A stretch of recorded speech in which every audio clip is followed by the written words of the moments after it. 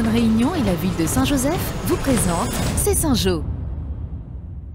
Un magazine cette semaine placé sous le signe de la spiritualité avec Souvenir, récit du Père Fontaine, son enfance, sa vocation précoce et les différentes paroisses où il a exercé un recueil riche en anecdotes. Et puis détour par la rue Maréchal Leclerc pour la visite d'un temple tamoul. C'est maintenant, c'est Saint-Jo.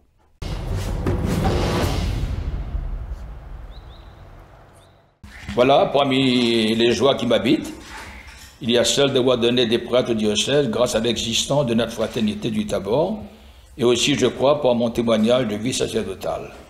On peut dénombrer 4 prêtres. C'est un grand coup que le Père Fontaine nous a reçu au milieu de ses animaux de compagnie pour parler de la sortie de Souvenir, ses mémoires en quelque sorte. Je suis resté à la chaloupe jusqu'à la 6e,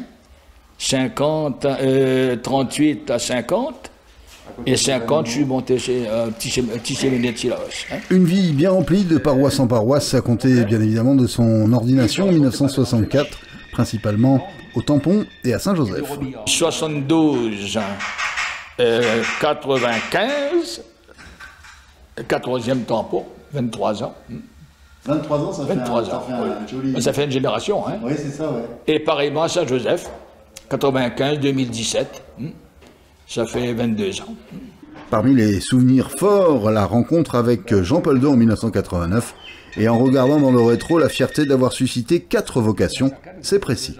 Le Père Fontaine, bien qu'à la retraite, fera encore quelques menus services. Comme par exemple la messe, je maintiens la messe à l'île Paradis tous les samedis à 16h. Et ici, donc, le dimanche à 10h.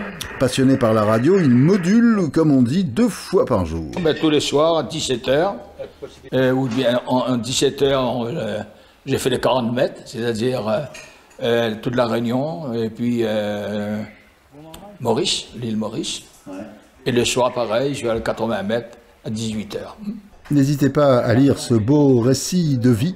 Souvenir, réclamez-le dans votre paroisse et bonne lecture.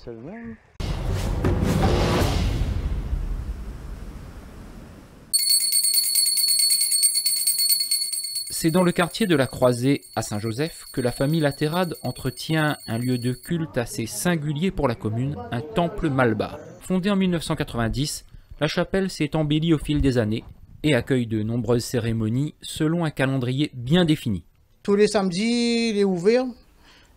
On y fait le nettoyage, mettre propre à tout. Bon, Dieu, il faut que tu vas dans la lumière. Et après, il arrive le mois d'avril.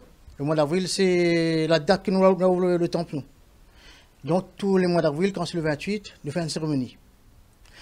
Au temple familial Latérade, si la tradition tamoule est respectée scrupuleusement durant les cérémonies, tout le monde peut participer aux repas qui sont organisés pour les grandes dates du calendrier religieux. Comme il fait ici, les musulmans, ils viennent ici, ils viennent manger, les malgaches viennent manger, il y a toutes... ici, nous les créoles, nous réunionnais, et voilà. C'est un partage. Le temple Latérade allie respect du culte tamoul et ouverture interreligieuse et interculturelle au cœur de Saint-Joseph.